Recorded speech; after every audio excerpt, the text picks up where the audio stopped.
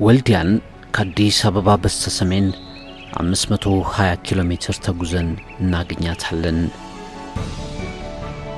ግርማ ሞገስ በተላበሱ ተራሮች ግርጌ ከተመች ረጅም ዕድሜ ካስቆጠሩ የሀገራችን ከተሞች አንዷ ናት። ወልዲያ የደን ቦታ ነበረች። አውሬ የሚርመሰመስባት ደን በደን የተሸፈነች እውነተኛ ገነት አገር ነበረች። ከ18ኛው ክፍለ ዘመን መጨረሻ እስከ 19ኛው ክፍለ ዘመን አጋማሽ ድረስ ከየጁ ስርወ መንግስት እንደራሴዎች መካከል ራስ አሊ ትልቁ፣ ራስ አሊ ጋዝ፣ ራስ ጉግሳ፣ ራስ ኢማም፣ ራስ ማርዬ፣ ራስ ዱሪ፣ ራስ አሊ ትንሹ የመሳሰሉት በከፍተኛ የሀገር መሪነት ሲያገለግሉ መኖራቸውን ታሪክ ያስረዳል። ወልዲያ በሰሜን ወሎ የምትገኝ በየጁ አውራጃ መካከል ላይ የተቀመጠች በተራራ የተከበበች መካከል ላይ መቻሪያ ሜዳ የሚባል ለምለም ቦታ ያላት ጥቁር ውሃና አላዋ በአካባቢዋ የሚጎርፉባት ውብ የሆነች የደጎች ከተማ ነች። ወልዲያ ይህን ስያሜ ከማግኘቷ በፊት በጥንት ከነበራት ውብና ድንቅ የተፈጥሮ መስህብ ጋር የተያዘ መጠሪያ ነበራት፣ ገነቴ የሚል። በዙሪያዋ ካሉት ተራሮች ፈልቀው ቁልቁል የሚምዘገዘጉ ማራኪ ፏፏቴዎች፣ በተለያዩ ሀገር በቀል ዛፎች የተገነቡ ጥቅጥቅ ደኖች፣ የእነዚህ ጸጋዎች የሆኑ የዱር እንስሳትና የተፈጥሮ መልክዓ ምድራዊ አቀማመጧ በየጊዜው ይህችን ከተማ ገነት አስብለዋታል። ወልዲያ የሚለው ስሟ በሂደት የተገኘ ነው። አመጣጡ ላይም ሁለት አፈ ታሪኮች ይነገራሉ። ወልዲያ ማለት በኦሮምኛ መተላለፊያ ኬላ ማለት ነው። በአካባቢው ትርጉም ደግሞ ወልዲያ እንደተባለ ሲባል በክቡር ታላቅ ራስ አሊ ጊዜ አንዲት ሴት ልብስ አጥባ አስጥታ እንትን ብላ ነበረ፣ አስጥታ ነበረ። ያ ነጭ ነገር ምንድነው በሚባልበት ወቅት ሴቲቱ ወልዳ ልብስ አጥባ ዘርግታ ነው ተባለ። በዚያው ሲያያስ ወልዲያ ተባለ የሚባል አለ። ሁለት ትርጉም ነው አሁን የሰጠው።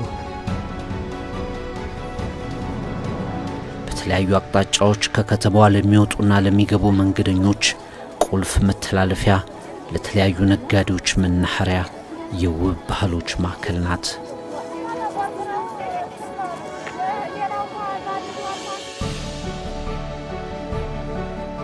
ከ8000 ሄክታር ካሬ ሜትር በላይ ስፋት ያላት ወልዲያ በፍጥነት እያደጉ ካሉ ከተሞች አንዷ ናት። ለነዋሪዎቿ የማህበራዊ አገልግሎት በማሟላት የመሰረተ ልማት አውታሮችን በመዘርጋት ውበቷን በመጠበቅ የመኖሪያ ቤቶችንና የንግድ ህንፃዎችን የመሳሰሉ ለከተማነት መስፋፋትና ማደግ ወሳኝ የሆኑ ግንባታዎችን በማስፋፋት ላይ ትገኛለች። ህዝቦቿ ተፈቃቅረው ተስማምተው ተጋብተው የሚኖሩ እንግዳ ተቀባይ ሀገር ናት። ስለዚህ ወልዲያ ከተማ ህዝብ ከማንኛውም ሰው ጋር ከውጭ ከመጣው ጋር ሁሉ ተስማምቶ የሚቀመጥ ህዝብ ነው ያለው። እንግዳ ወዳድ ነው። ሙስሊሙና ክርስቲያኑ በአንድ ላይ ተባብሮ የሚኖርበት የሚረዳዳበት ሰርቶ ለፍቶ ጥሮ የሚያድር ህዝብ ያለበት ከተማ ነው።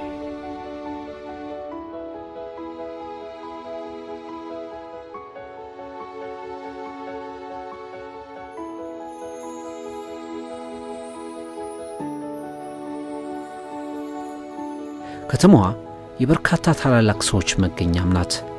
ጣይቱ ብጡል፣ ራስ ወሌ ብጡል፣ እነ ደጃዝማች አስፋመዴ፣ ጉግሳ ወሌ፣ እነዚህ በኋላም ደግሞ የዘመኑ እንቆች ዶክተር አረጋ ይርዳው ከብዙ ሺህ በላይ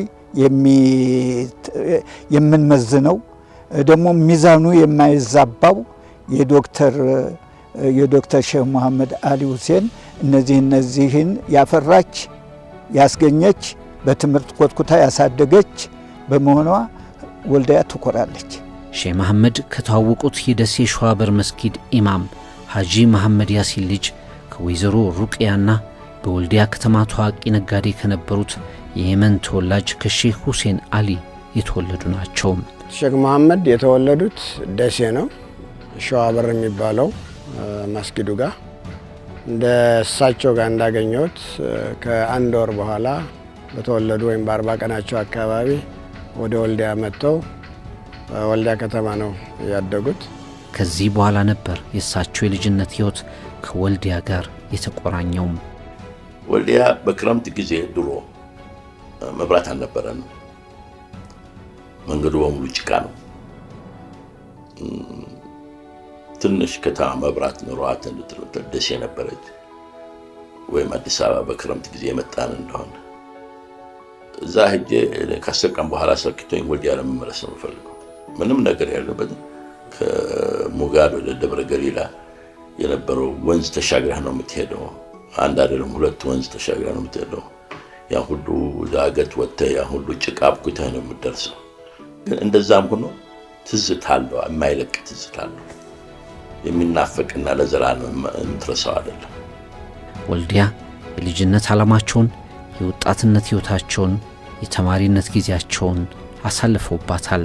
ትዝታቸው አሁንም ድረስ ከዚች ምድር ይፈልቃል። ሙጋድ የሚባለው ሰፈር ሁለታችን የሚያደግንበት ቦታ ነው። ከዛ ቤተሰቦቻቸው በንግድ ላይ የተሰማሩ ነበሩ። እሳቸውም እዛ ውስጥ ነበሩ። የጣይቱ ብጡል ትምህርት ቤት ተማሪ ነበሩ። በወልዲያ ከተማ የሚገኘው ጣይቱ ብጡል አንደኛ ደረጃ ትምህርት ቤት የዕድሜ ባለጸጋ ነው። በ1941 ዓ.ም ከተከፈተ በኋላ ላለፉት ብዙ ዓመታት በርካታ ተማሪዎችን የጥበብ ባለቤት አድርጓል። ሀገራቸውንና ሕዝባቸውን የሚረዱ ከዛም አልፈው በተለያዩ የዓለም ሀገራት ታዋቂ የሆኑ ምሁራንን፣ ባለሀብቶችንና የሥራ ፈጣሪዎችን አፍርቷል። ከዚህ ታላቅ የእውቀት ማዕድ ፍሬዎች መካከል የሜዶክ ቴክኖሎጂ ግሩፕ ባለቤትና ሊቀመንበር ሼህ መሐመድ ሁሴን አሊ አላሙዲና ከጎንደር ተወልደው ወልዲያ ያደጉት የሜዶክ ቴክኖሎጂ ግሩፕ ቺፍ ኤግዚኪዩቲቭ ኦፊሰር ዶክተር አረጋ ይርዳው ይገኙባቸዋል። ሁለቱም የጥበብን ሀሁ የጀመሩት እዚህ ነበር።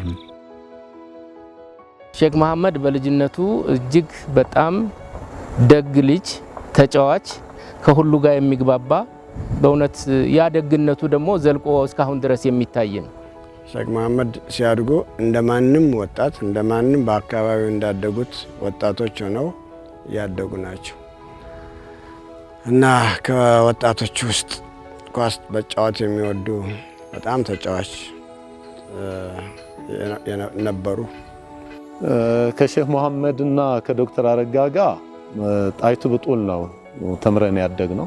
ዶክተር አረጋ በትምህርታቸው በጣም የላቁ ተማሪው እሳቸውን ለመሆን የሚጓጓላቸው ሰው ናቸው። የተወሰነ ጊዜ ብቻ ነው ቆይተው ከአንድ ክፍል በአመት 5ኛ እንደሆነ 6ኛ ክፍል 7ኛ ክፍል ነው የሚያልፈው። ጥሩ የምርምር ጭንቅላት እንትን ያለው ሰው ስለሆነ በትምህርት ቤቱ እንደ አይን ብሌናችን ነው የምናየው የነበረው።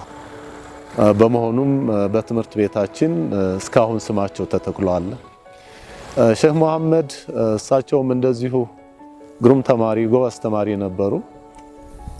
ማውቀው ሼህ መሐመድ በዛ ጊዜ ተጫዋች ተማሪ ጋር ተስማምተው የሚኖሩ የሚግባቡ ግሩም ሰው ነበሩ። ሼክ መሐመድ በትምህርቱ ጎበዝ ነበሩ። ደጋግሜ እንደምናገረው በተለይ በሂሳብ በጣም ጎበዝ ነበር እና እንግዲህ ለዚህ ያበቃውም ሂሳብ በደንብ ማወቁና ቁጥሮችን በደንብ ማቀላጠፉ ይመስለኛል። ባለችን አቅም የቻይና ኳስ አለች 18 ብር የምትሸጥ በዛን ጊዜ እሷን ገዝተን በየሜዳው በየእንትኑ ነበር የምንጫወተው እና ያ የስፖርት ፍላጎታችን ከህፃናታችን ጀምሮ ነው። በተለይ የእግር ኳስ ይወዱ ነበር። አስታውሳለሁ ትንሽ የጎማ ኳስ ነበረች እና በዛ ከተማሪዎች ጋር መጫወትን ይወዳሉ እና እሳቸውም እንደዚሁ ግሩም ሰው ነበሩ። ከዛ የአንደኛ ደረጃ ትምህርታቸውን ሲጨርሱ ወደ 2ኛ ደረጃ ትምህርት መግባት ሲጀምሩ እድል አግኝተው ወደ ሳውዲ አረቢያ ሄዱ። ከዛ ኖሩ። ከዛ በኋላ ሀብታም ሆኑ፣ ባለጸጋ ሆኑ። ተመልሰው ወደ ሀገራቸው ለማገልገል ለመርዳት መጡ።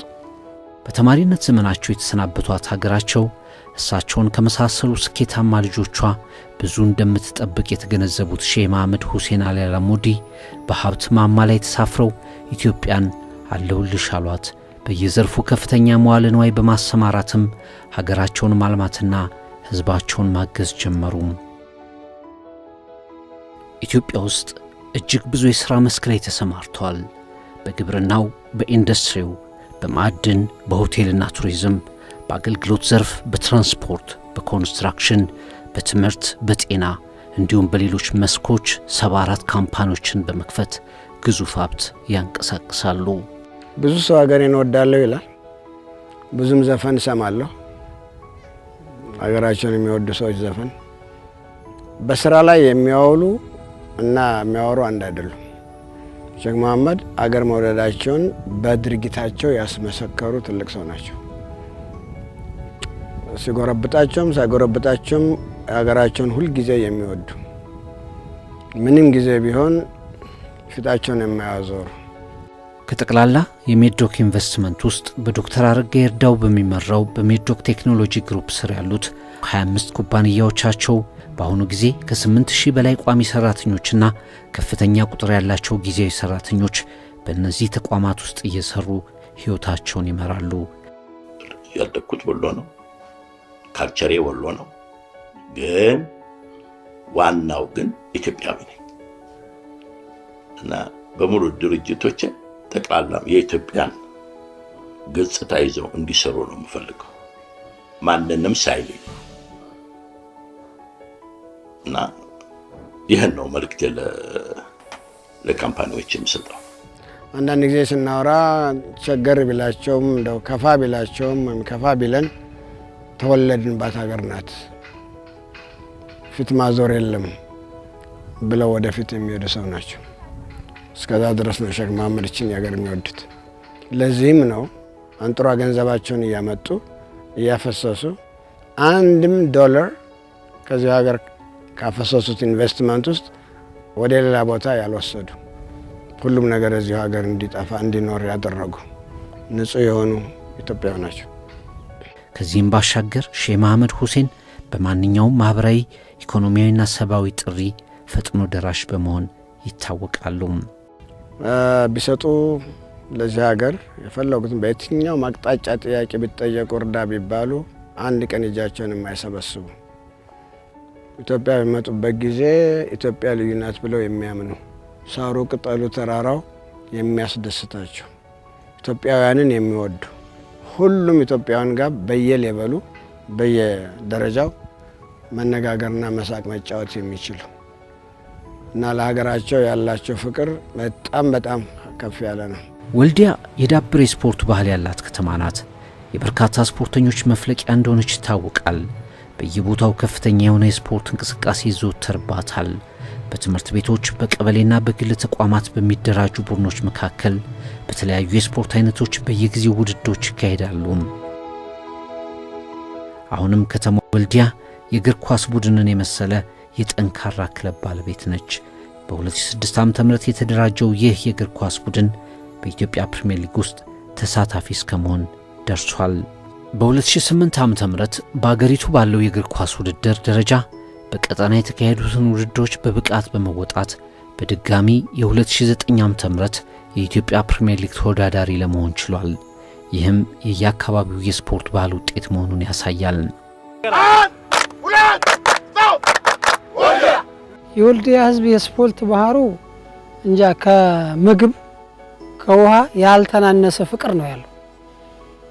ምንም ነገር አንድ መንደር ጨዋታ እንኳን ቢኖር መልካቆሌ ከተማ መልካቆሌን ሜዳዋን በሙሉ ነው አይበቃውም። ስለዚህ የስፖርት ፍቅሩ በጣም የሰፋ ነው፣ ከአቅሙ በላይ ነው። በዚህ መሃል ነበር ለዚች ጥንታዊት ከተማ ወጣቶች ማዘውተሪያ የሚሆን ሁለገብ የስፖርት ማዘውተሪያ ማዕከል መቻሬ ሜዳ በሚባለው የተንጣለለ መሬት ላይ አንድ ትልቅ ስታዲየም ለመገንባት አቀደ። የአማራ ክልላዊ መንግስት ይህን ጥረት ለማገዝ በ565 ሺህ ብር ወጪ ቅድመ የንድፍ ስራውን አጠናቆ ለመንደርደር ያቀረበ። የግንባታውን እቅድ ወደ ተግባር ለማሸጋገር ሲታሰብ ግን የአቅም ጉዳይ አጠያያቂ ሆነ። በዚህ ጊዜ የዞኑና ለጉዳዩ በተቋቋመው ኮሚቴ በመጠቀም የከተማው አስተዳደር የሀገሬው ተወላጆችና በየአካባቢው የሚገኙ የስፖርት አፍቃሪያን ለግንባታው የቻሉትን እንዲያበረክቱ የገቢ ማሰባሰቢያ ፕሮግራም ማዘጋጀት ጀመረ። በአጭር ጊዜ ውስጥም ከ30 ሚሊዮን ብር በላይ ተሰበሰበ። ከዚያ በኋላ ግን ያው ህዝቡ እኛ እንደ አቅም እንደማይኖረን ሌሎች ተጀምረው እንዳሉት ስቴዲየሞች ቁጭ እንዳይል ስራው እንዳይዘገይ ስለዚህ ልጆቻችን አሉ ይሰሩልናል ጥያቄውን እናቅርብ ተሰብስበን አዲስ አበባ ሀርን ኮሚቴዎቹ ዶክተር አረጋን ካነጋገርን በኋላ በጣም ደስ ብሎት ነው የተቀበለን። በ2001 አካባቢ ነው ያ ኮሚቴ እንደተዋቀረ የራሱን የሥራ ክፍል አድርጎ በክቡር ዶክተር አረጋ ይርዳው ሰብሳቢነት ኮሚቴው በሜድሮክ ኢትዮጵያ ቴክኖሎጂ ግሩፕ ኤግዜክቲቭ ኦፊሰር ቢሮ የራሱ ቢሮና የራሱ ባለሙያ ምናምን ተዘጋጅቶለት ኮሚቴው ስራውን እዚያ ጀመረ እና በወቅቱ እንደተመረጠን ምን ሰራ የነበረው መጀመሪያ የአካባቢውን ተወላጆችና ደጋፊዎችን ማሰባሰብና የገቢ አሰባሳቢ ኮሚቴ ማቋቋም ነበረ። እኛ 7 ነን 8 ብቻ ከዚህ አንመልጥም ተበታትነን በዛ ንዑስ ኮሚቴ ፈጥረን ነበር የምናንቀሳቅሰው። በሳምንት አንዴ ስብሰባ ነበረን ሲኦ ቢሮ። ያ ኮሚቴ ብዙ ተፍጨረጨረ አዲስ አበባ ያለው መጨረሻ ያደረግነው ሸራተን ላይ ለገንዘብ ማሰባሰብ በዓል አዘጋጀን። ሚድሮክ አዘጋጀ። በዛ በዓል ላይ እነ ሼክ መሐመድንም ጋበዝ።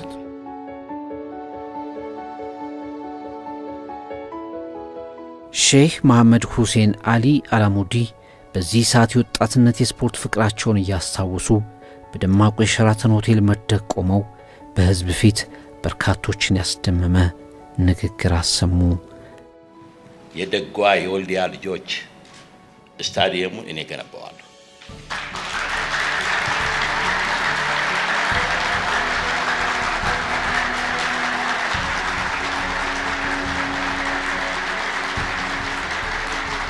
ለዚህ ኃላፊነት የምሰጠው ዶክተር አረጋን ነው። መሐመድ ጠፋ፣ መሐመድ ቃል ገብቶ አላገኘነውም ብላችሁ እንዳታሙ። ኃላፊነቱን እሱን ሰጥቼዋለሁ። አሁን አቶ አረጋ ሱሪ በጭንቅላት ነው። እዳህን ቻል። ፕሮግራሙን ሲከታተል የነበረው የወልዲያና አካባቢው ነዋሪ ደስታውን አሰማ። ጭፈራው ቀለጠ። እናመሰግናለን በሚል ድምፁን አሰማ። ላሌ ጉማ ተጨፈረ። ወጣቱ ለሼህ መሐመድ ሁሴን ያለውን ፍቅርና አክብሮት ገለጸም። ወደ 10 የምንሆን ነው ከአካባቢው ይሄር ነውና ሁላችንም አልቅሰናል። ችግር ብቻ አይደለም የሚያስለቅሰው የደስታ ስሜትም ሰው ሊያስለቅስ እንደሚችል የገባይ ቀን ቢኖር የዚያ ቀን ነው ለኔ። ሙሉ በሙሉ ወጪውን እኔ እሸፍናለሁ ሲሉ ያው ኃላፊነት ስለወረደልን ብቻ ሳይሆን ያሰብነው የጀመርነው ጥንስስ ሐሳብ ግብ በመምታቱ በጣም ነበር የተደሰትነው። የመሰብሰቡ ጉዳይ ቆመ።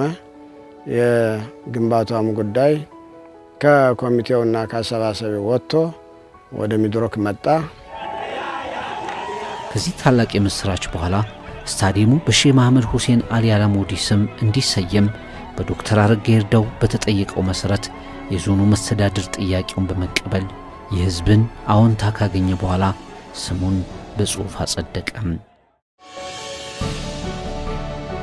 ታላቁ ባለሀብት ስጦታ በጋድ የሚታይበት ቃላቸውም ወደ ተግባር የሚሸጋገርበት ጊዜ ደረሰ።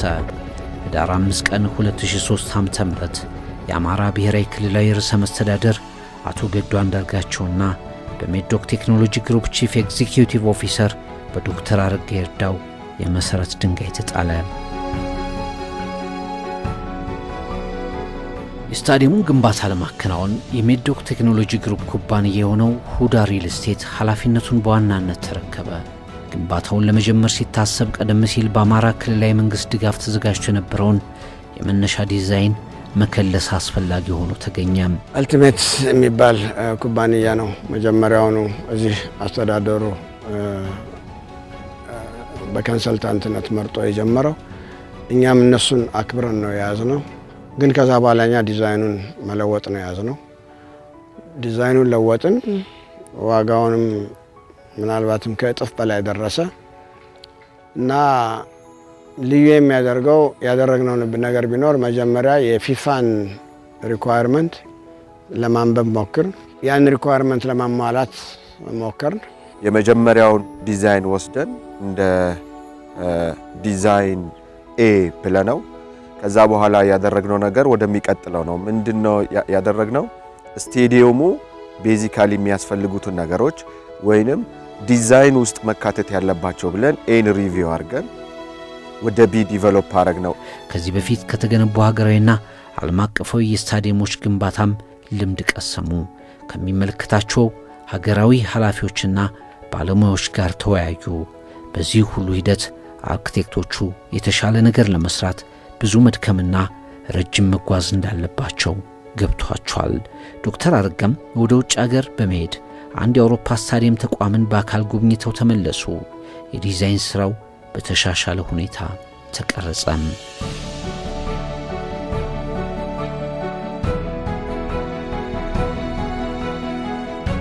ስታንዳርዶቹን አይተን ኢቭን የኢትዮጵያ ፉትቦል ፌዴሬሽን ድረስ ሄደን እዛ ያሉትን ቴክኒካል ሰዎች አማክረን የኛንም ጨምረን ዶክተር አረጋም የዲዛይን ኤክስፒሪየንስ ተጨምሮበት ወደ ሲ ዲቨሎፕ አደረግነው። ከዛ በኋላ ነው ኮንስትራክሽኑን የጀመረው።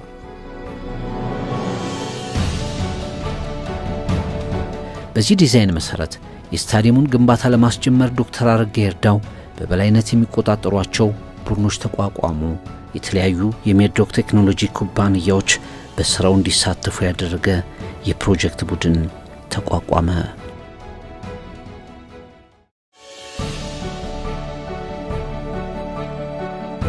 የዝግጅት ምዕራፉ በከፍተኛ ቅንጅት ተጠናቆ የግንባታ ስራው በጥር ወር 2004 ዓ.ም ተጀመረም።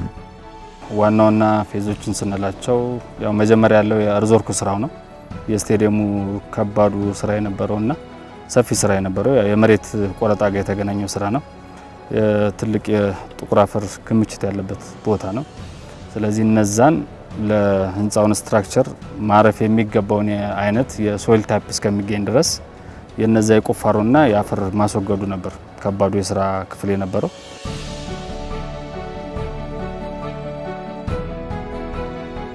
ስለዚህ እነሱን አለፍናቸው። እነሱን ካለፍናቸው በኋላ ደግሞ የመቀመጫ ወንበሮችን በአርማታ የመሙላት ስራዎች ነበሩ።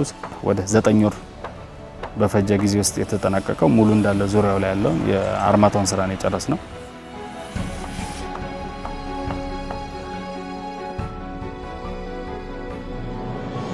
እነሱን ከጨረስን በኋላ የመጣ ነው ወደ የእግር ኳስ ሜዳውና ራኒንግ ትራኮችን የመስራት ስራ ነው። ከዛ ጎን ለጎን ደግሞ የጣሪያው ስራ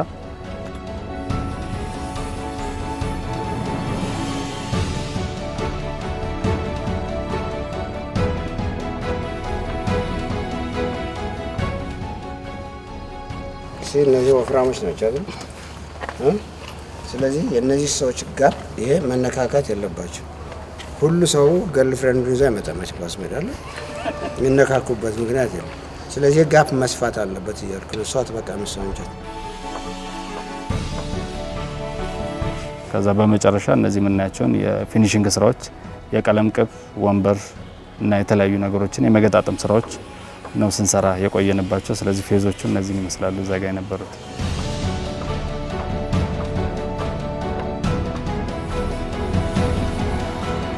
ከባህር ወለል በላይ የ2000 ሜትር ከፍታ ባለው የመቻሬ ሜዳ ላይ ያረፈው የሼህ መሐመድ ሁሴን አሊ አላሙዲ ስታዲየም 2 ጊዜ ዲዛይን ማሻሻያ ተደርጎለት በታላቁ ባለሀብት የገንዘብ ወጪ በዶክተር አረጋ መሪነት በኩባንያዎቻቸው ዘመናዊ የግንባታ ቴክኖሎጂ በወልዲያ ከተማ ህዝብ ልባዊ ተሳትፎ በአስተዳደሩ ያልተቆጠበ ትብብርና በበርካቶች ድካም ከ4 ዓመት በኋላ እውን ሆኗል።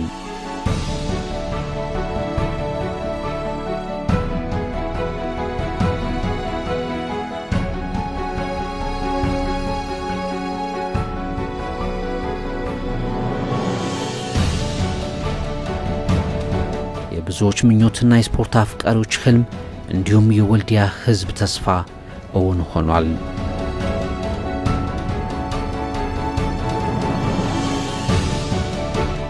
ስታዲየሙ ዘመኑ ባፈራው ቴክኖሎጂ የተገነባ ሲሆን በይዘቱና በጥራቱ የፊፋን መስፈርቶች ያሟላና ዓለም አቀፍ ደረጃውን የጠበቀ ነው። ቅጥር ግቢው የ17 ሄክታር ስፋት ሲኖረው ጠቅላላ የመጫወቻ ሜዳው 3 ሄክታር መሬት ሸፍኗል።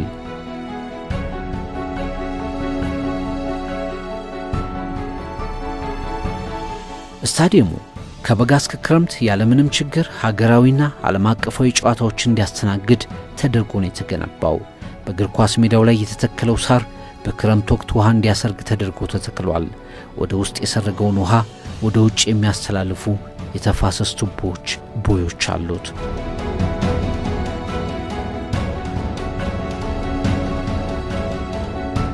ሳሩ ከውጭ ካለ ሳር ጋር ሚክስ በማድረግ የሚመች ሳር ማድረግ ያ ሜዳ ከሳሩ በታች ያለው አስፈላጊዎቹ ጠጠሮችና የአፈር ልዩነት እንትኖች እንዲሰሩበት የተደረገ ነው።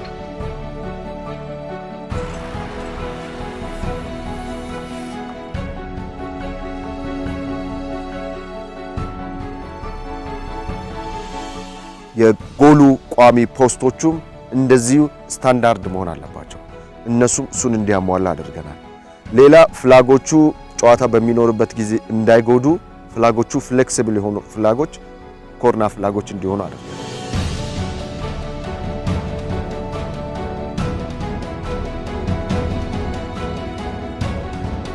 ደረጃውን የጠበቀ የመሮጫ ትራክም አለው።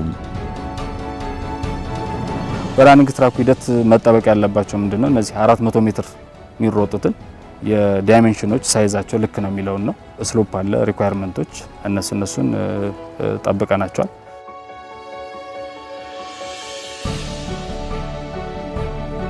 ተመልካቾችን አዝናንተው የሚያስቀምጡና ጥራታቸውን የጠበቁ 25007 የስፖርት ተመልካቾችን ማስተናገድ የሚችሉ የፕላስቲክ መቀመጫዎች፣ በተጨማሪም ብዛታቸው 100 የሆኑ ደረጃቸውን የጠበቁ ልዩ የክብር እንግዳ ቪአይፒ መቀመጫዎች እንዲሁም ለዳኞችና ለተለዋጭ ተጫዋቾች የሚሆኑ በጠቅላላው 25155 መቀመጫዎች ተገጥመውለታል።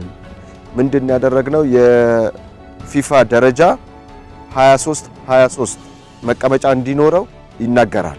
ስለዚህ በዛ መሰረት 23 ሁለት ቡድኖች መቀመጫ ሰርተናል።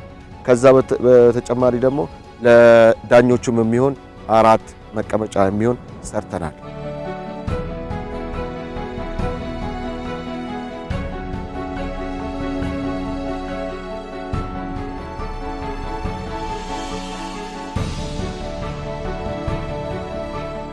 የስታዲየሙ ጣሪያ የተመልካቾችን ምቾት የሚጠብቅ መልኩ በፖሊካርቦኔት ሙሉ በሙሉ ተሸፍኗል። ሩፉ የተሸፈነበት ፓናል አለ። ፖሊካርቦኔት ፓናል ይባላል። ይሄም በአገሪቷ ውስጥ ለመጀመሪያ ጊዜ ጥቅም ላይ የዋለ ነው። የሚያስፈልገውን ብርሃን መጠን በተገቢው ሁኔታ ማስተላለፍ ይችላል። የሙቀት መጠኑን ደግሞ በአስፈላጊው ደረጃ መቀነስ የሚችል ነው። ስለዚህ ሙቀት አይሰማህም፣ ውጪ እንዳለ ሆኖ የተሰማ እንድታይ ያደርጋል። ስለዚህ ይሄ ማቴሪያል ዩቪ የሚባል መከላከያ የተቀባበት ነው ከውስጥም ከስርም። ስለዚህ ለረጅም ጊዜ መልኩን ሳይለውጥ መቆየት የሚያስችለው አቅም ያለው ማቴሪያል ነው። በአካባቢው የታወቁ ቦታዎች ስም የሚጠሩ 7 ትልልቅ በሮች፣ የአምቡላንስ መግቢያና መተላለፊያ ቢሮ እንዲሁም የትኬት መቁረጫ ክፍሎች ተገንብተውለታል። በተጨማሪ ልዩ ያደረግነው ስታዲየማችን የአካባቢውን ከልቸርም እንዲይዝልን አድርገናል። ይሄ ምን ማለት ነው? በሮቹን በአካባቢው እንዳየ አቅጣጫቸው ስማቸውን የአካባቢውን እንዲሆን። ኦኬ። ዳና በር ሙስሊም ያለበት አካባቢ ዳና ይባላል። ላሊበላ በር ክርስቲያኖች ያሉበት በሌላ በኩል እና ሌሎችም ሁለታሉ። ኦኬ። ይሄን ስናደርግ የባህሉን መጠሪያውንም ከአካባቢው ጋር እንዲያያዝ ማድረግ ነው።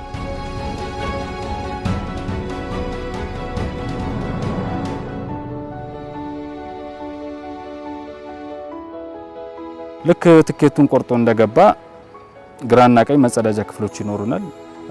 20 ለወንዶች 16 ደግሞ ለሴቶች መጸዳጃ ክፍሎች አሉ። ከነሱ ውስጥ ከወንዶችም 2 ከሴቶችም 2 አካል ጉዳተኛ ለሆኑት ግልጋሎት እንዲሰጥ ታስበው የተሰሩ ናቸው። ከ280 በላይ ክፍሎች ለህዝቡ ብቻ ግልጋሎት የሚሰጡ አሉ ማለት ነው።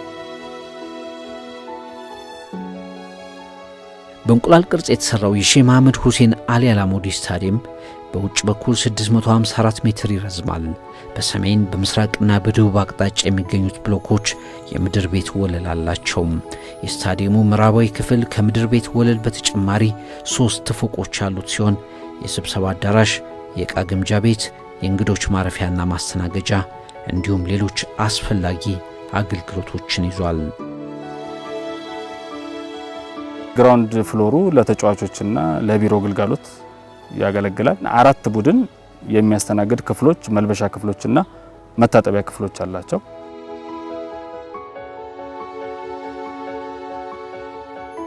አስር ሰዓት ጨዋታ አልቆ ቀጣይ 10 ከሩብ ሌላ ጨዋታ ማድረግ ቢፈለግ ዳይሬክትሊ የራሳቸው መልበሻ ክፍል ኖራቸው፣ ዳኞችም የራሳቸው ክፍል ኖራቸው ቀጣይ ቲሙ ይገባል ማለት ነው።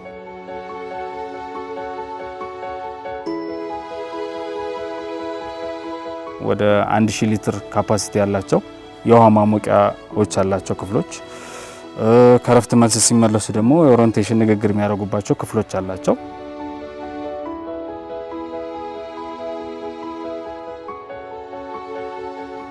በጌሙ ላይ ጉዳቶች ቢደርሱ የዶክተር፣ የነርስ፣ የፊዚዮቴራፒ ክፍሎች አሉ።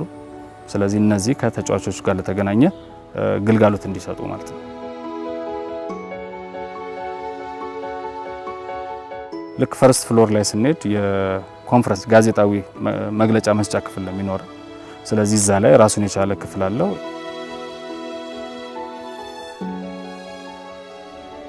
ከዛ ቀጥሎ የምናገኘው የቪአይፒ ፍሎር ነው። ለቪአይፒዎች የራሳቸው ክፍል ላውንች፣ ኪችን፣ ማብሰያ ያለው።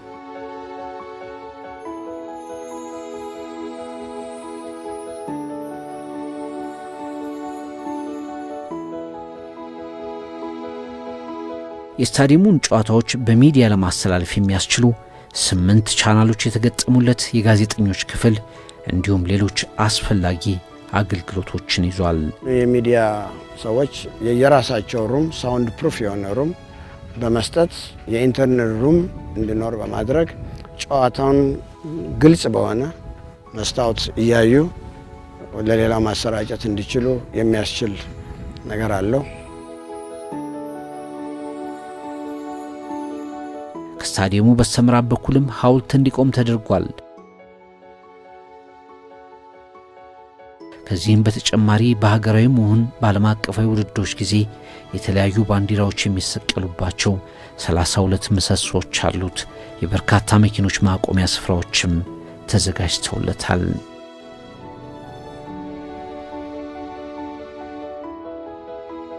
ለእጅ ኳስ፣ ለመረብ ኳስና ለቅርጫት ኳስ መጫወቻ የሚሆን ሁለገብ ሜዳ እንዲሁም 2 ግራውንድ ቴኒስ ሜዳዎች አሉት። ስፋቱ 25 በ50 ሜትር የሆነ ጥልቀቱ ከ2 እስከ 5 ሜትር የሚደርስ የኦሎምፒክ ደረጃን የጠበቀ የመዋኛ ገንዳም አካቷል።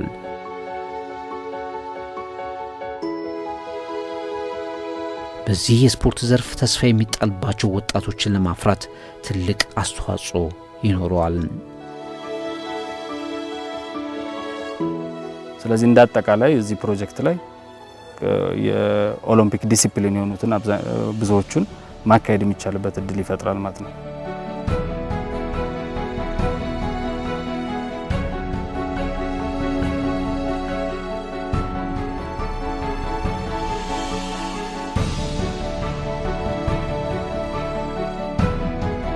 በምሽት ለሚደረጉ ጨዋታዎች ከፍተኛ የብርሃን መጠን የሚሰጡ 156 ባውዛዎች በዙሪያው ተገጥመዋል። በተለያዩ አቅጣጫዎች የተገጠሙ የድምፅ ማጉያዎች፣ የውጤት መጻፊያ ኤሌክትሮኒክስ ሰሌዳ፣ የስልክ የቴሌቪዥንና የኢንተርኔት አገልግሎት መስጫ ክፍሎች ተገጥመዋል። በሀገራችን ለመጀመሪያ ጊዜ የፊፋ ሪኳየርመንትን ባሟላ መልኩ የተሰራ ሲሆን 26 ፖሎች አሉ። እያንዳንዱ 1500 ዋት የሆነ ላምፖች ኢንስቶል እዛ ላይ የተደረጉ ሲሆን አጠቃላይ 26ቱን በ6 ብናበዛ ወደ 156 ሜታል ሃላይድ ዜድ ላምፕ የሆኑ ኢንስቶል ተደርገዋል።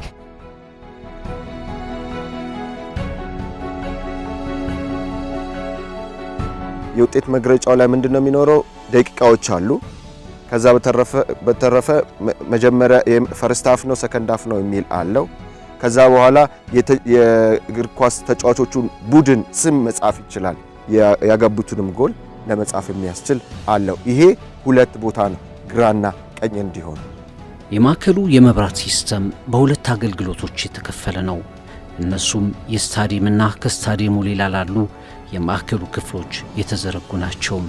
የስታዲየሙ መብራት ሲስተም ባለ 800 ኬቪኤ ትራንስፎርመር የተገጠመለት ሲሆን አገልግሎቱም ለስታዲየሙ የተለያዩ ክፍሎች የመብራትና ኃይል አቅርቦት፣ ለመጫወቻው ሜዳ መብራት ወይም ፍለድ ላይት ኃይል አቅርቦት፣ ለውጤት መግለጫ ሰሌዳ፣ የድምፅ ማጉያና ለመሳሰሉት አገልግሎቶች ነው።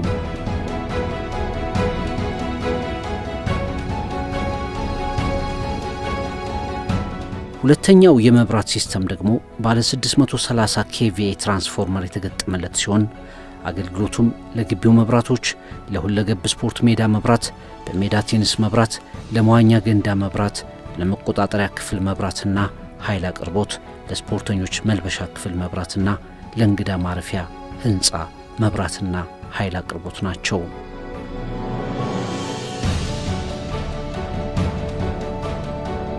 ሌላው ዘመናዊ የሚያደርገው ለሁል ጊዜም እንዲኖርልን ለማድረግ እንድንችል የመብረቅ መከላከያ አለው። ኦራይት አየር ላይ የሚመጡ ነገሮች እንዳይገጩት መከላከያ አለው። እንደዚህ አይነቶች ዘመናዊ የሆኑ ነገሮች በሙሉ ያሉበት ነው። የስታዲየሙ የአገልግሎት ክፍሎች በዙሪያውም ተስፋፍተዋል። በደቡብ ምስራቅ አቅጣጫ በኩል ለእንግዶች፣ ለተጫዋቾችና በአጠቃላይ ለስፖርት አፍቃሪያን የሚያገለግል የሄሊኮፕተር ማረፊያ ተዘጋጅቶለታል።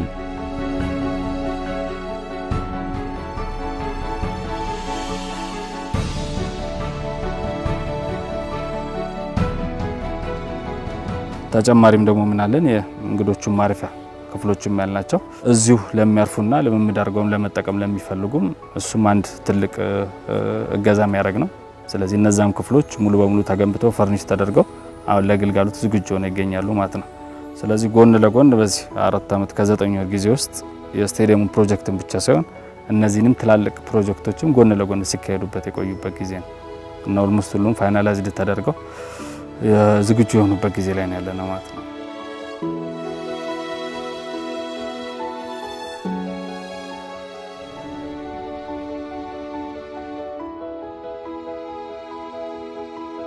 በግንባታው ሂደት በርካታ አካላት አስተዋጽኦ አድርገዋል። ዋናዎቹ ተዋናዮች ግን በዲዛይን በሱፐርቪዥን እና በኮንስትራክሽን ስራው የተሳተፉት ናቸው። የሜዶክ ቴክኖሎጂ ግሩፕ ኩባንያ የሆነው ሁዳ ሪል ስቴት አጠቃላይ የግንባታ ስራውን በዋና ኮንትራክተርነት ሲያከናውን፣ የኮምቦልቻ ብረታ ብረት ምርቶች ኢንዱስትሪ የስታዲየሙን ጥላ ወይም ካኖፒ ማምረትና መግጠም እንዲሁም በስራው ሂደት አስፈላጊ ግብዓቶችን እያመረተ በማቅረብና በመግጠም ረገድ ተሳትፏል። ዘመናዊ የህንፃ ኢንዱስትሪ በስታዲየም ውስጥና ከስታዲየሙ ውጪ በሲሚንቶና በተለያዩ ንጣፎች የሚከናወኑ የማሳመርና የማጠናቀቂያ የውሃ መውረጃ ቦዮችን እንዲሁም የቀለም ቅብና የማስዋብ ስራዎችን አካሂዷል። ከዚህም ሌላ ዋንዛ ፈርኒሺንግስ ኢንዱስትሪ በስታዲየሙ ልዩ ልዩ ክፍሎች ደረጃቸውን የጠበቁ የእንጨትና የብረት ወንበሮች ሰርቶ በመግጠም የተጫዋቾቹን የመልበሻ ክፍሎች በመስራት እንዲሁም በሌሎች መሰል ተግባራት ተሳትፏል። በተለያዩ ክፍሎች የሚገኙት የአልሙኒየም የመስታወት ስራዎች የተከናወኑት ደግሞ በቪዥን አልሙኒየም ነው። ይህ ድርጅት በአልሙኒየም የተሰሩትን በሮችና መስኮቶች፣ የደረጃ መወጣጫዎች እንዲሁም የእጅ መደገፊያዎችን በማዘጋጀትና በየክፍሎቹ የሚገኙትን መስታወቶች በመግጠም ለስታዲየሙ ግንባታ የበኩሉን አስተዋጽኦ አበርክቷል። የኮንስትራክሽን ዲዛይን አክሲዮን ማህበርም ስታዲየሙ በጽኑ መሰረት ላይ እንዲገነባ የአፈር ምርመራ በማከናወን እንዲሁም ለግንባታው አስፈላጊ የሆኑ እንደ አሸዋ፣ ጠጠርና ብረት በማቅረብ ክትትልና ድጋፍ በማድረግ ትልቅ ሚና ተጫውቷል። እነዚህና ሌሎችም የግልና የመንግስት ድርጅቶች በተዘዋዋሪ በተለያየ መንገድ ተሳትፈዋል። ሁሉም አካላትና ድርጅቶች የተቀናጀ ጥረት በማድረጋቸውም ይህ ስታዲየም ለዚህ ደረጃ በቅቷል። ለእኔ ልዩ የሚያደርገው ስታዲየሙን ለመስራት የተጠቀምንበት ሜተር ነው። አንደኛ ዲዛይኑና ስራውን የምንሰራው እኛው ነን። ሁለተኛ ያሉትን ነገሮች በሙሉ ያለቀለት እቃ ከውጭ ሀገር በማስገባት አይደለም የሰራ ነው። ስለዚህ ስታዲየሙን በኢትዮጵያውያን ወጣት መሐንዲሶች ሮ ማቴሪያል በማምጣት የኛን ሌበር ሞር በማስገባት የኛን እውቀት ሞር በማስገባት የኛው አድርገን መስራታችን ነው። ስንማርበት ደግሞ ዝም ብለን እየሰራን ሳይሆን እሳቸው ከኛ ስር እየሆኑ ከዲዛይን ጀምሮ ዲዛይን ሪቪው ከመጀመሪያ ዲዛይን ሪቪው ጀምሮ እያንዳንዷን ነገር ኢንቮልቭድ ሆነው ሁል ጊዜ ሰኞ ጠዋት የመሐመድ ሁሴን አላሙዲ ስቴዲየም ዲስከሽን ነበር። የሚያስፈልግን ነገር ሰፖርት በማድረግ ውሳኔ የሚያስፈልጋቸውን ነገርም ካለ እየወሰኑልን እንድንሄድና ድፍረቱ ኖሮን ተደፋፍረን እንድንሰራም ስላደረጉን ዶክተርን በጣም አመስገን እፈልጋለሁ። ከዩኒቨርሲቲ የመጡ ልጆች ጥሩ መሐንዲሶች አሉ፣ ጥሩ እውቀት አላቸው። ፕራክቲስ ለማድረግ የተማርከውን ነገር እድል ያስፈልጋል። እኔ ያንን እድል አየር መንገድ ሰጥቶኝ ፕራክቲስ አድርጌዋለሁ። ከዛ ውጭ ሀገር ሄጄ በዲዛይነርነት ለ20 ዓመት ሰርቻለሁ። እድሉ ሲሰጥህ ከሀገሬ የተማርኩት ትምህርት አላነሰብኝም ፕራክቲስ ለማድረግ ያ ድፍረት አለኝ። ኦኬ እኔ አሜሪካ ሀገር ሄጄ ስኖር እውቀትን እየሸጥኩ ኖርኩ እንጂ አሜሪካ አላስተማረኝ። ያስተማረችኝ ሀገሬ ነች። ያን እውቀት ይዤ ነው የሄድኩት። ግን እድል ሰጡኝ ፕራክቲስ እንዳደረገው እውቀቴን። እዚህም ያሉት ወጣቶች የተወሰነ ድፍረት እንዲያገኙ ፕራክቲስ ሊያደርጉበት የሚችሉት ኤሪያ ቢፈጠርላቸው ሊሰሩ ይችላሉ የሚል እምነት አለ። አሁን ጽኑ እምነት ነው ያለ።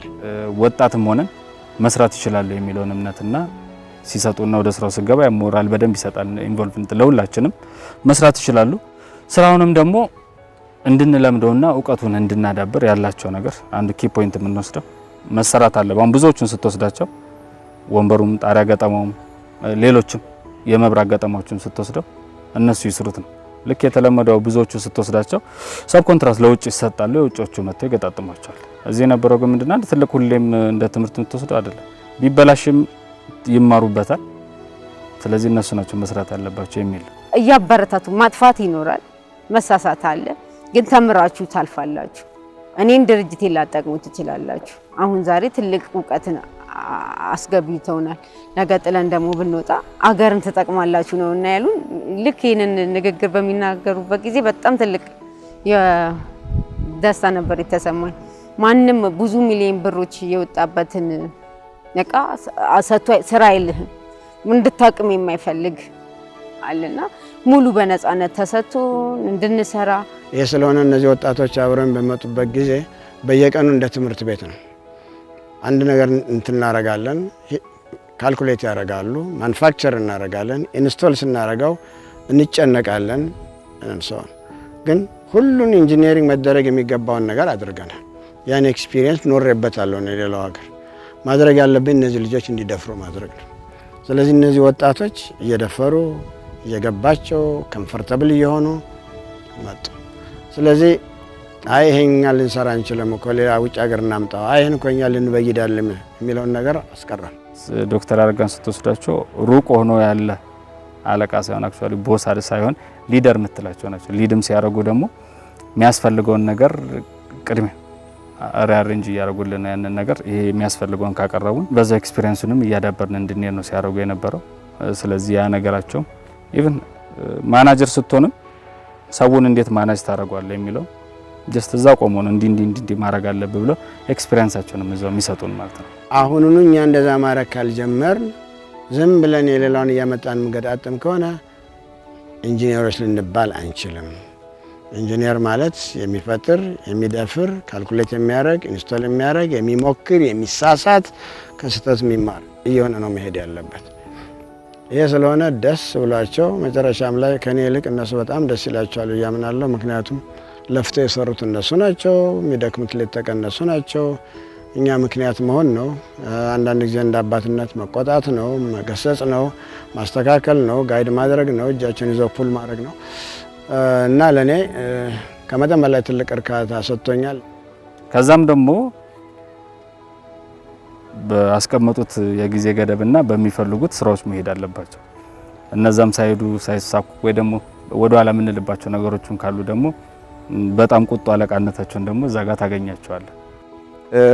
ይሄኛውን ስቴዲየም ውስጥ ምናልባት 10 ነገሮች የምትወዳቸው ነገሮች ምረጥ ተብለህ ብትመርጥ በትንሹ 8ቱ የዶክተር አረጋ አይዲያ ወይ የዶክተር አረጋ ማሻሻያ ያለባቸው ነው ብዬ መናገር ፈልጋለሁ። ከቪአይፒ አካባቢ የተወሰደው መቀመጫዎች የምታያቸው የእሳቸው ኮንሴፕት ነው።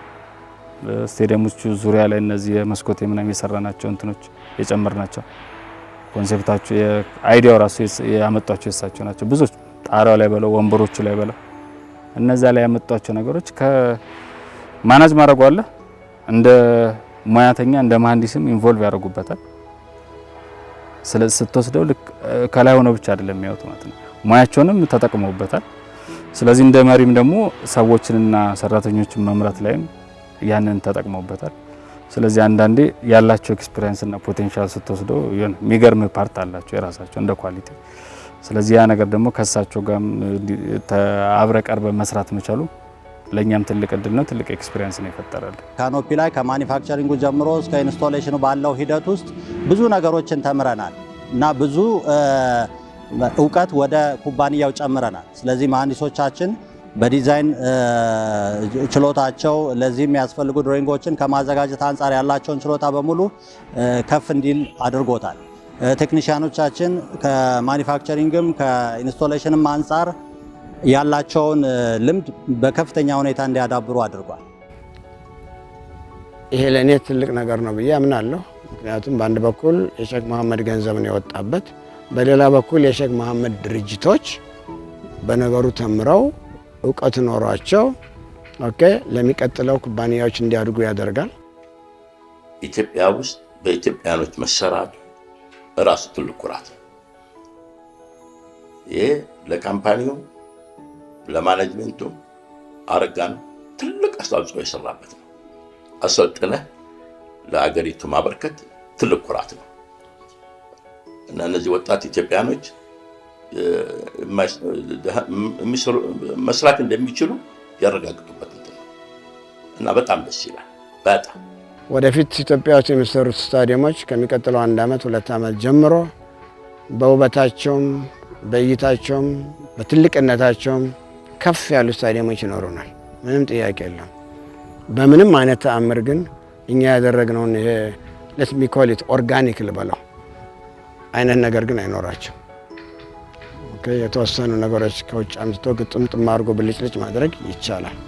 ስለዚህ ይህን ስታዲየም ስመለከተው ልዩ የሚያደርገው ሀገር በቀል በሆነ ነገር በብዛት የሀገር በቀል እውቀት ላይ መስፈሩ ነው። በመጀመሪያ አረጋ የጠራ ስራ እንደሚሰራ እኔ ተማመን ነበር። የጠራ ስራ አገር የሚያኮራ ክልሉንም እንትን የሚል ስራ ነው የተሰራ እና አንዳንድ የክልል አባላት በቀደም ሳናገራቸው በእግራችን ነው የምንሄደው እሱን እንትን ለማለት በጣም እንትን የተለየ የተደነቀ ስታዲየም ነው። አሁን የባሰውን አጓጉ መቼ ነው ይሄ ነገር? ኧረ ቶሎ ብለህ እባክህ አፋጥንና እንሂድና እንመርቅ።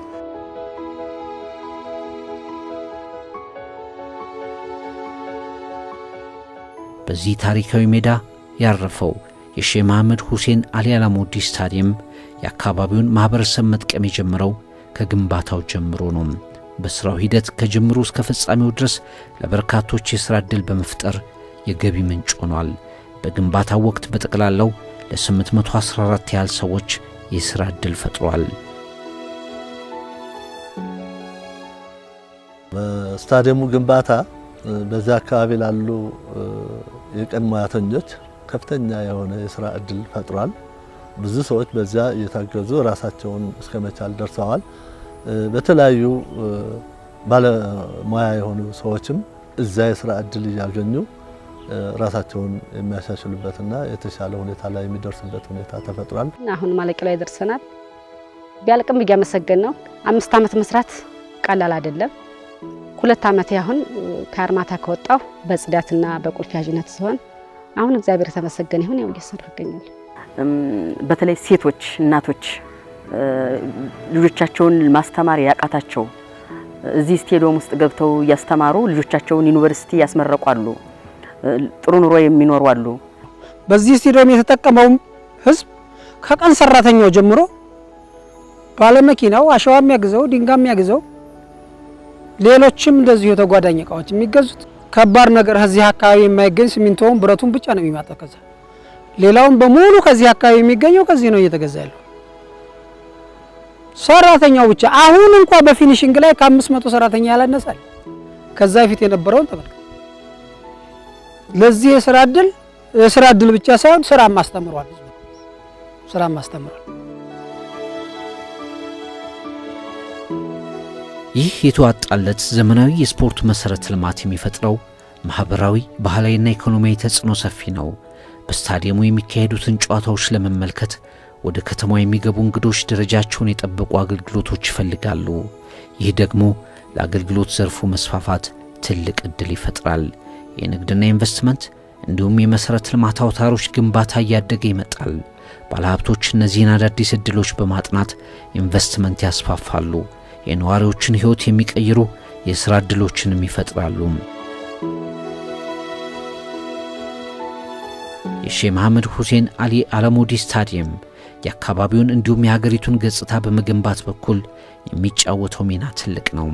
ወደ ወልዲያ የሚገቡ የሀገር ውስጥና የውጭ ስፖርት ታዳሚዎች በአካባቢው የሚገኙትን ታሪካዊ፣ ባህላዊና ተፈጥሯዊ መስህቦችን ይጎበኛሉ። ባጭሩ የቱሪስት መስህብነት ይኖረዋል። ስፖርት ቱሪዝምን ይፈጥራል።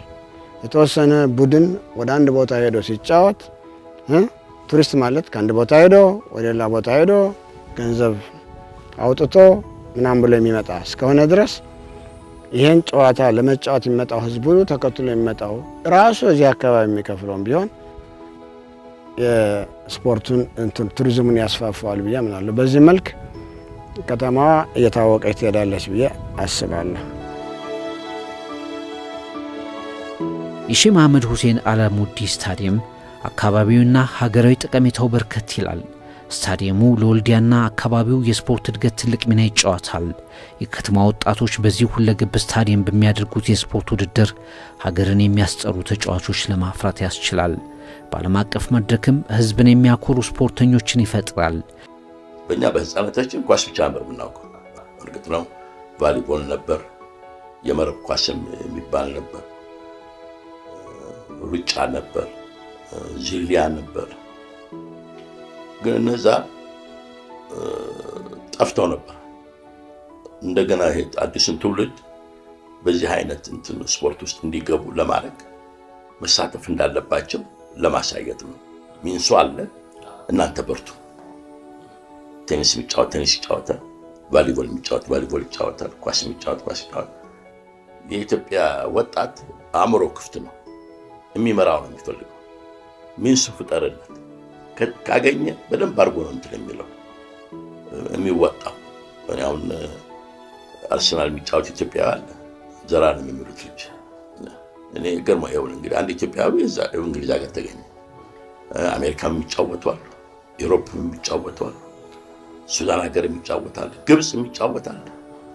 ይሄ ራሱ ትልቅ አስተዋጽኦ ነው ያለው። ወጣቱ ራሱን አፕግሬድ አድርጎ እንዲህ ያለ ቦታ ለመድረስ እንደሚችል የሚገልጽ ነው።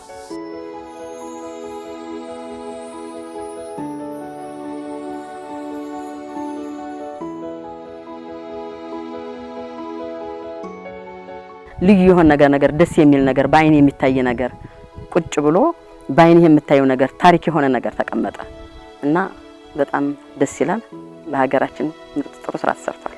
ድሮ እኛ በነበርንበት ሰዓት የነበሩት ተጫዋቾችና አሁን ያሉት ተጫዋቾች እኩል የሆነ ፋሲሊቲ የተሟላበት ነገር አላገኙም። የአሁኖቹ የታደሉ ናቸው።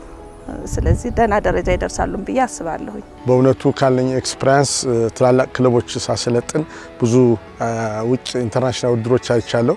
በኢትዮጵያ ደረጃ በምስራቅ አፍሪካም ደረጃ በአፍሪካም ደረጃ በጣም ስታንዳርዱ የጠበቀ በጣም ልዩ ነገር ሊፈጥርልህ የሚችል ስቴዲየም በመገንባቱ ለኛ ማረም ለሀገሪቷ ስፖርት እድገት በጣም ከፍተኛ የሆነ አስተዋጽኦ እንዳለው ነው መናገር የምፈልገው። ክቡር ዶክተር ሼህ መሐመድ ሁሴን አላሙዲንና በዶክተር አረጋ ይርዳው ያለሰለሰ የሙያዊ ድጋፍ ጥረት ለወልዲያ ህዝብ ከንጹህ ፍቅር ተነስተው ያደረጉት አስተዋጽኦ ነው። ስለዚህ ይህንን ተንከባክቦ ለታለማለት ከ70 ዓመት ከ50 እስከ 70 ዓመት አገልግሎቱን ጠብቆ ማቆየት የከተማችን ህዝብ ዋና ስራ ይሆናል ማለት። ህዝቡ ደግሞ እንደ አይን ብሌኑ ይህን የሰራውን ለመጠበቅ ቃል ገብቷል። ይህን ዛሬ ሰርተውታል። እነሱ ማን ይረከበው? እንደ አይን ብሌን የምንጠብቀው እኛ ህዝቦች ነን ማለት ነው። አንድ ላይ መሆን አለባቸው። አንድ ኮሚቴ መፈጠር አለበት። ህዝቡ መሳተፍ አለበት። የዚህን ስታዲየም ህልውና መጠበቅ የሚችለው ከተማው ህዝብና አስተዳደሩ እጅና ጓንቲ ሲሆኑ ብቻ ነው በሚል እምነት ነው። ስለዚህ የምንጠብቀው የምንችለውን ያህል እንትን ብለን ደግፈናቸውና ነገሩን እንዲተዋወቁት አድርገን በአንድ ላይ አድርገው ጥቅም ያስገኙበታል፣ በአንድ ላይ አድርገው ይመሩታል ብለን እናስባለን።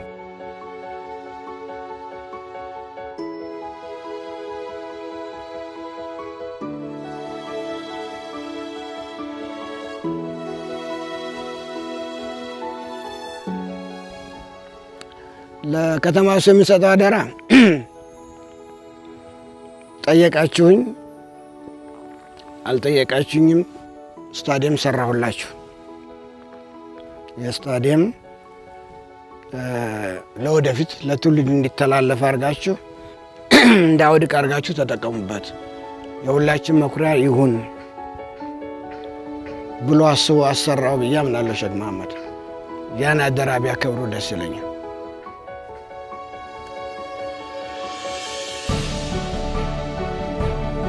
ይህ ዓለም አቀፍ ስታዲየም በቁጥር አንድ በትርጉምና በተጽዕኖ ግን ብዙ ነው። የሼህ መሐመድ ሁሴን አሊ አላሙዲ ታላቅ ስጦታ ነው። ለሀገራቸውና ለሕዝባቸው እድገት ከሚያደርጉት ዘርፈ ብዙ ጥረትም አንዱ ማሳያ ነው።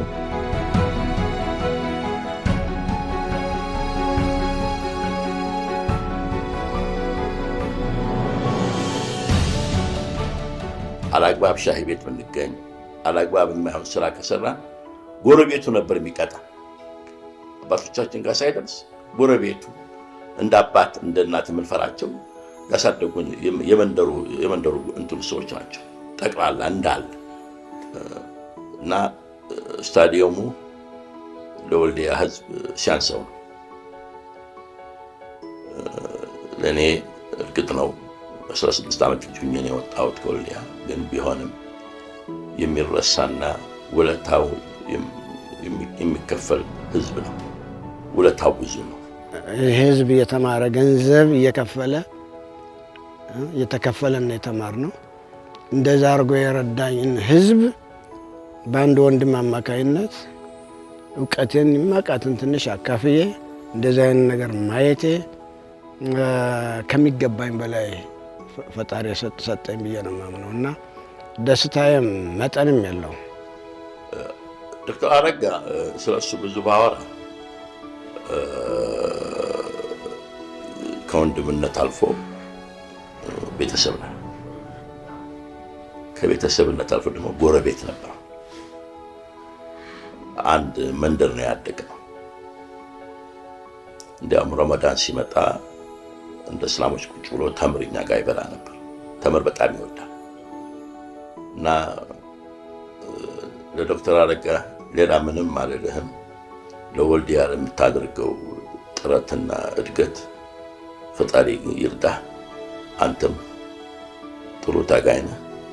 ታገልና እችን መንደራችንን ለመታወቅና ዓለም እንዳይላት ማድረግ የሁላችን ርብርብ መሆን አለበት ነው ማለት። ዋናው ስታዲየም ለመዋኛ፣ ለቅርጫት ኳስ፣ ለመረብ ኳስ፣ ለሜዳ ቴኒስ ከግማሽ ቢሊዮን ብር በላይ በሼህ መሐመድ በተለገሰ ገንዘብ የተሰራ ሲሆን የእንግዳ ማረፊያው ደግሞ ከህዝብ በተዋጣው 30 ሚሊዮን ብር የተሰራ ነው።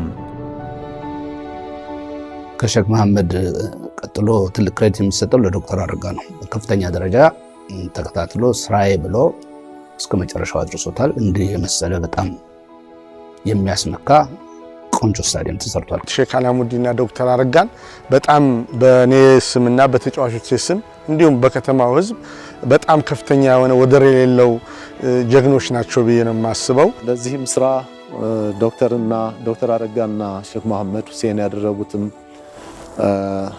ስራ በጣም ታሪካዊ ነው ማለት ይቻላል። የማይረሳ እነ ሼህ አላሙዲንና እነ ዶክተር አረጋ ያን ልጅ ወልዶ በእንደዚህ ያለ በመልካም ስነ ምግባር አስተምሮ ለቁም ነገር ያበቁት እንደሆነ አባቱን፣ እናቱን፣ ቤተሰቡን፣ ወገኑን፣ ጎረቤቱን፣ ሀገሩን መላ ሀገሩን ያስጠራል፣ ያስከብራል፣ ይጠቅማል።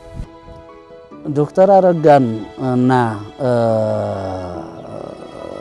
ዶክተር ሼህ መሐመድን እኔ ያው መግለጽ ይቻል ይሆናል፣ ማመስገንም ይቻል ይሆናል፣ ግን መግለጽ አልችልም። በሚመረቅበት ጊዜ እግዚአብሔር አጋጣሚውን ፈቅዶ ስሜቱንና ደስታውን የአካባቢው ሕዝብ እንዲገልጽላቸው ነው እንጂ እኔ በእኔ ሁኔታ እነሱን ለመግለጽ ከአቅሜ በላይ ነው። ሼህ መሐመድ ሁሴንን ወንድሞቹን፣ ቤተሰቡን፣ ዶክተር አረጋን ቤተሰቡን ዘረብሩክ ናቸውና ይባርክልን። ሁልጊዜም ሰክሰስ እንዲሆኑ ሁልጊዜም እንዳያረጁ እርጅናም ባንይዘው ገባ ጥሩ ሰውና አዋቂን ሰው ሁልጊዜ ተሳሳለታለ ገባ አንድን ነገር ሰርቶ ለህዝብ ማስረከብ ትልቅ እድል ነው። አገራዊ ፍቅራቸውና አገራዊ ስሜታቸው ከጓደኝነታቸውና ከወንድማማችነት እንታቸው የማይሸረፍ ቃል ያላቸው ናቸው። ጽኖዎች ናቸው። እነሱን ይሄንን ስቴዲየም መርቀው የህዝብ አይቷቸው የዚህን ህዝብ ደስታ እስከሚያው ድረስ በጣም ሸኩያለሁ። የነሱን እድሜ የሚያስረዝምልን በሼህ አላሙዲና በዶክተር አረጋ ትልቅ ምስጋና አለን። ይሄን ትልቅ ስቴዲየም ስለገነባችሁልን። ስለዚህ እኛ ደግሞ ቲሙን ትልቅ ለማድረግ ትልቅ ታሪክ እንሰራለን። ለዚህ ላበቁ ለክቡር ዶክተር ሼህ መሐመድ ሁሴን እና ለዶክተር አረጋ ይርዳው በቃ ልንሰጣቸው የምንችለው ፍቅር ልናደርገው የምንችለው ጸሎት መረቃት ነው ሊሰጥ የሚችለው የወልዲያ ህዝብ እንጂ መቼም ያደረጉትን አስተዋጽኦ ሊመልሰው አይችልም። ኦፍ ኮርስ ከሁሉ በላይ መመስገን መደነቅ ያለባቸው ሲሰጡ የማይጠይቁ ሰጥተው የማይጠግቡ ቸር የሆኑ ሼህ መሐመድን ስለሰጠን ነው ፈጣሪ። ይሄ የተባረከ ህዝብ ለሼህ መሐመድ በስማቸው ይህን ስታዲየም ሰይሞላቸዋል። ለሼህ መሐመድ በስማቸው ቆንጆ የሆነ መንገድ ሰይሞላቸዋል። ለእኔም እንደ አቅሜ ቆንጆ የሆነ መንገድ ሰይሞልኛል። የልጅ ልጆቼ የልጅ ልጆቻቸው ቢመጡ እኛ ካለፍን በኋላ አያቶቻችን ይህን ነገር ምን አድርገው ነው ብለው ታሪክ እንዲከተሉ ይረዳቸዋል፣ እንዲመጡ ይስባቸዋል። ይሄ በመሆኑ ከመጠን በላይ ረክቻለሁ ያምናለሁ።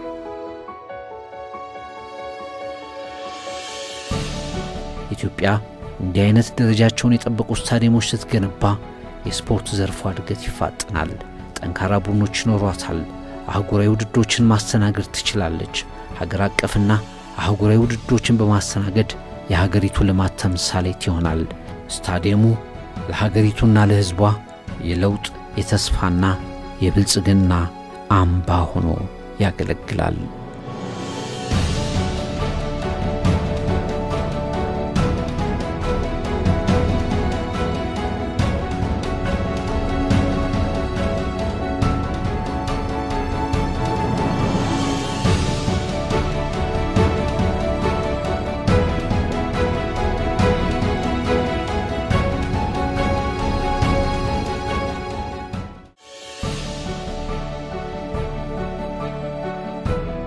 በተለያዩ የዓለማችን ክፍሎች ከተሞችን ለእንግዶች በቀላሉ ለማስተዋወቅ የሚያገለግሉ መጠሪያዎች ወይም ምልክቶች ይገኛሉ።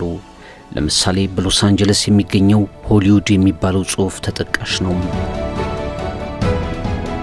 ዶክተር አረጋ ይርዳው የሚወዷት ወልዲያን በቀላሉ ለማስተዋወቅ በማሰብ በልጅነት ይወጡባት ይወርዱባት በነበረው በኩቢ ቃሎ ኮረብታ ላይ ወልዲያ የሚል ጽሑፍ እንዲታከል አድርገዋል።